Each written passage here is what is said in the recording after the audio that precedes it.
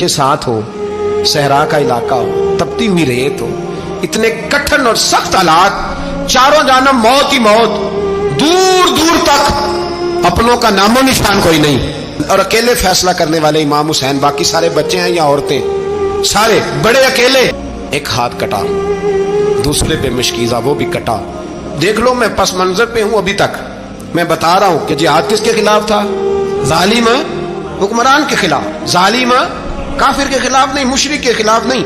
हजरत इमाम हुसैन रज़ी अल्लाह ताला अन्हु ने हर जगह एक ही बात की कि यजीद शराबी है तो बच्चे कटवा दूंगा, शराबी को वोट।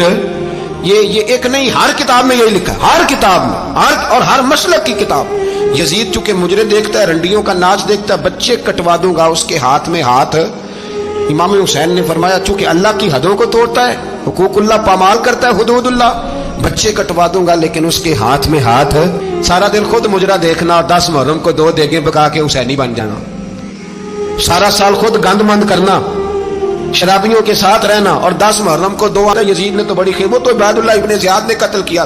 बेशर्मो, अगर उबैदुल्लाह इब्ने ज़ियाद ने भी कत्ल किया था तो हुकूमत किसकी थी? हो जाए।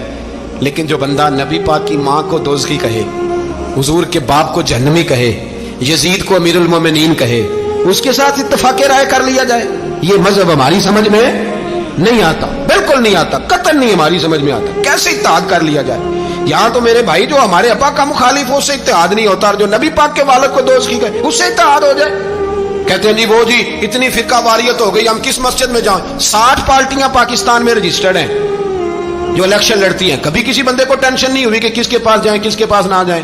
कभी नहीं को बोला कि अब वो भी खड़ा हो गया, वो भी, कोई टेंशन नहीं। मजहब की बारी टेंशन हो जाती है। इतना बड़ा मजहब होता है भाई, गलत बंदे भी आ ही जाते हैं बीच में, थोड़ा पहचान के चलना पड़ता है, सही कौन है और गलत है। और यही तो हमें इमाम हुसैन ने बताया है कि मजहब के अंदर ही तुमने शनाख्त करनी है कि बंदा ठीक कौन है और बंदा गलत है। यही तो करबला है, यही तो इमाम हुसैन ने बताया, कुफर इस्लाम नहीं, हक और बातिल। तो समझिएगा, हद है, दर्स ये है, पैगाम ये है, पैगाम ये है। याद रखो, मौत तेजी से आ रही है, हमारे साथ वाले दाएं बाएं वाले सब चले गए। इसी तरह नंबर लगेगा, एक दिन ऐलान होगा, ज़मीर के कैदी बन के जिंदगी ना गुजारो, बिल्कुल ना गुजारो। ये थोड़ी सी जिंदगी है दुनिया, सिजनुल मोमिन। हक बात करो, हक पे डटना सीखो, दीन समझो। खबरदार, रसूल पाक सल्लल्लाहु अलैहि वसल्लम के दीन में जालिम, जाबिर, फासिक, फाजिर की कोई गुंजाइश खतर नहीं है। अपने आप को समेटो, अपने आप को संभालो, दीन में अपना किरदार अदा करने की कोशिश करो। दीन तलब करता है हमसे कि हमने दीन को क्या दिया है। इमाम हुसैन ने सारा घराना दीन के लिए दे दिया। हमारा जो बच्चा किसी काम का नहीं रहता उसे मदरसे दाखिल कराते हैं। हमने दीन इतना कमजोर कर दिया है कि आलिम अगर शोर न करे, आलिम अगर शोर न करे, जोर न करे, घुटन वाला माहौल हो गया। मजहब की पोजीशन कमजोर कर दी।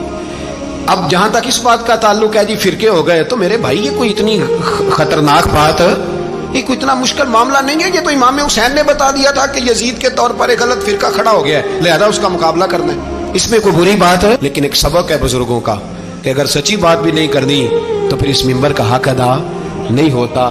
जो सच बोले